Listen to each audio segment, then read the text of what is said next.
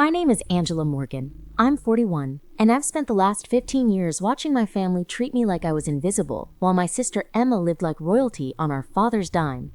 NBUT tonight, at Emma's engagement party in the ballroom of the country club she couldn't actually afford. Everything was about to change. Angela, sweetie, could you help the caterers in the kitchen? Emma's voice carried that particular tone she'd perfected since childhood. The one that made requests sound like orders, wrapped in fake sisterly affection. You're so good with service industry stuff. And I looked up from my champagne, noting how she'd positioned herself so the entire room could hear. Emma stood there in her $3,000 dress, her blonde hair perfectly styled, her engagement ring catching the crystal chandelier light like a spotlight on her superiority. Around us, our extended family nodded along, their faces carrying that familiar mixture of pity and dismissal they'd worn whenever they looked at me for the past 2 decades. Of course, I said quietly, setting down my glass. I'll go check on things. As I walked toward the kitchen, I heard the conversations resume behind me. The same conversations that had followed me through every family gathering, every holiday, every milestone celebration that was never mine. Poor Angela, Aunt Linda whispered to my mother. Still single at 41, and working at that, what is it again? Some security job? It's sad, really, my mother replied, her voice carrying that particular brand of maternal disappointment she'd perfected over the years. Emma's marrying a successful lawyer, and Angela is, well, she never quite figured things out after that trouble in college. NTHE trouble in college. They still called it that even 20 years later. As if getting kicked out for fighting was the defining moment of my entire existence.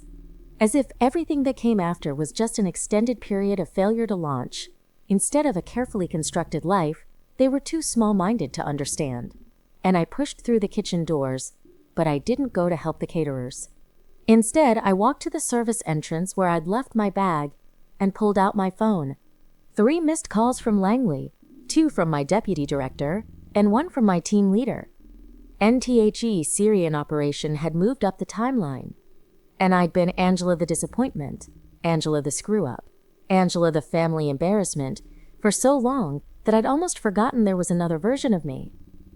The version that had spent the last 15 years moving through the shadows of 3 different continents, the version that had a security clearance so high that most people didn't even know the classification level existed.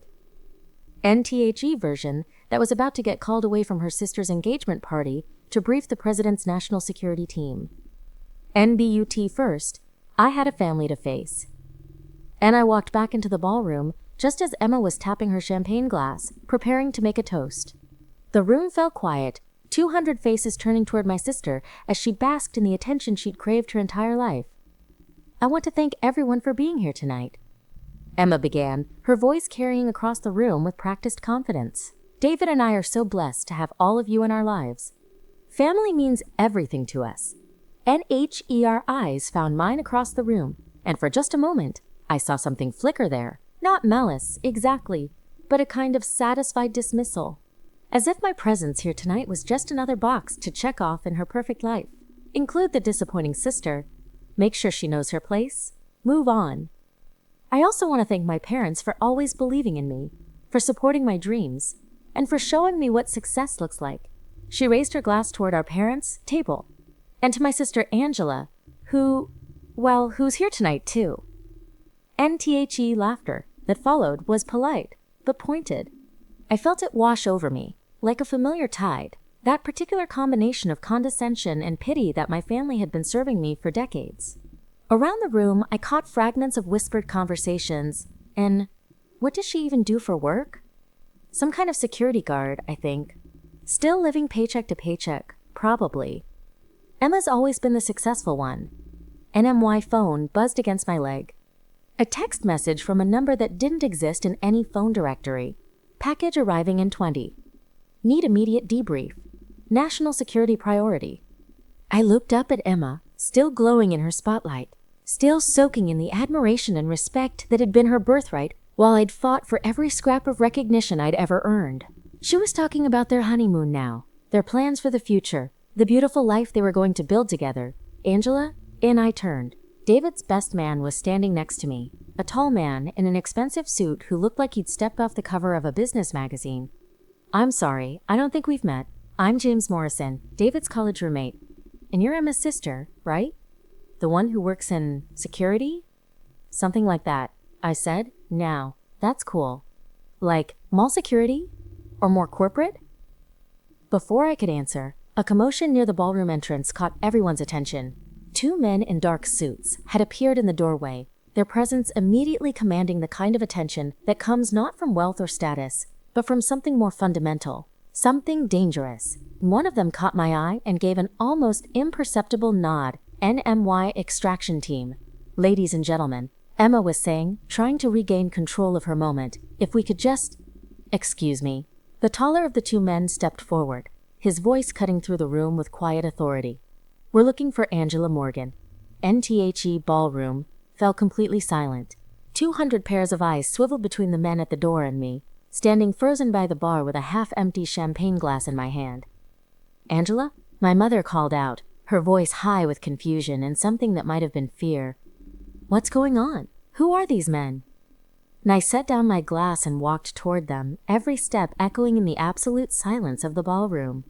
As I got closer, I could see the small details that my family would miss, but that spoke volumes to anyone who knew how to read them. The earpieces, the way they positioned themselves to cover exit routes, the bulge of concealed weapons under their perfectly tailored jackets. "Ma'am," the first man said when I reached him, his voice low enough that only I could hear. "We have a situation. The director needs you in the air in 15 minutes. "I understand," I replied, then raised my voice slightly so the room could hear. "Gentlemen, I need to collect my things." I turned back toward the ballroom, where my family stood frozen in a tableau of confusion and growing unease. Emma's perfect smile had cracked, her champagne glass suspended halfway to her lips. Our parents were exchanging worried glances, and David's family looked like they were wondering if they'd stumbled into some kind of criminal situation. "Angela," my father called out, his voice carrying the particular authority he'd used to control family situations my entire life. "What is the meaning of this? Who are these men, and why are they here?" I looked at him for a long moment, this man who had spent 4 decades treating me like a disappointment, like a problem to be managed, rather than a daughter to be proud of. Then I looked at Emma, still frozen in her spotlight, her perfect evening dissolving around her. "I'm sorry to interrupt your party," I said, my voice carrying clearly across the silent room, "but I've been called back to work." "Work?" Aunt Linda's voice cracked slightly. "Angela, what kind of work requires?"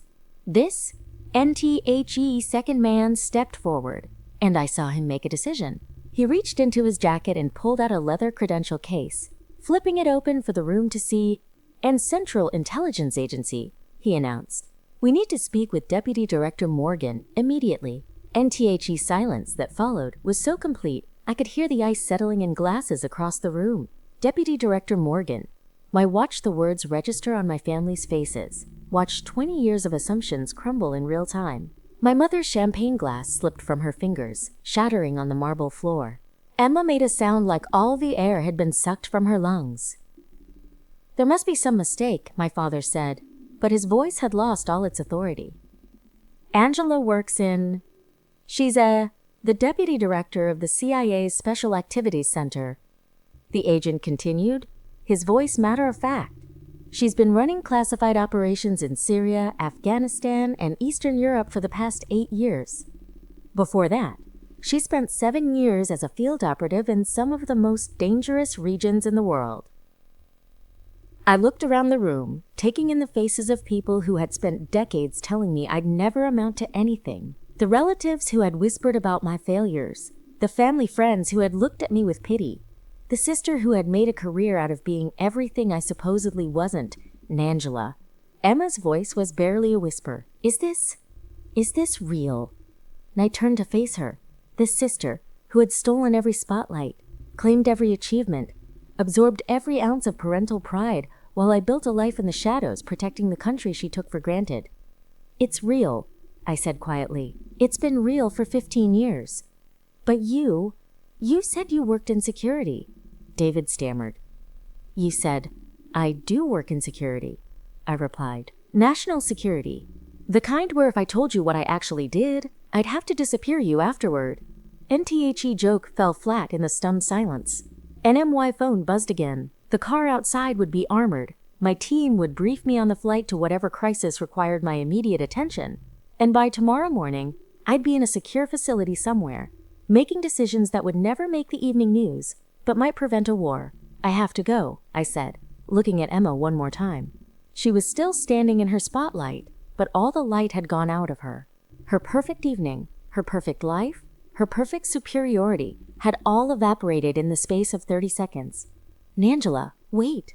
Our mother stood up from her table, her voice shaking. Why didn't you? How could you never tell us? And I stopped at the ballroom entrance and looked back at her, at all of them. And because you never asked, I said simply. In 20 years, not one of you ever asked what I actually did with my life. You just assumed I was failing. And I walked toward the exit with my extraction team, leaving behind 200 people who suddenly realized they had never known me at all. Behind me, I heard Emma sink into a chair, heard my mother burst into tears, heard the confused murmur of voices trying to process what had just happened. And as we reached the exit, James Morrison, David's best man, the one who'd asked about mall security, called out, Angela. Wait, and I turned. My father, he said, his voice strange. My father works at Langley. He's mentioned you. He calls you the Ice Queen, and I smiled for the first time all evening. Tell him the Ice Queen sends her regards. NTHE car was waiting outside, black and anonymous, its engine running. As we drove away from the country club, I looked back through the tinted windows at the ballroom where my sister's engagement party was continuing, forever changed. NMY phone rang, the director's number and Morgan. I answered Angela, thank God. We've got a situation in Damascus. I need you on the ground in 12 hours. Copy that, sir. I'm en route. And I hung up and settled back into the leather seat, watching the city lights blur past the window. Tomorrow I'd be briefing cabinet-level officials on operations that would reshape the balance of power in the Middle East. Next week, I'd probably be in a secure facility in Virginia, planning something that would never officially exist. NBUT tonight. For the first time in 20 years, my family finally knew who I really was.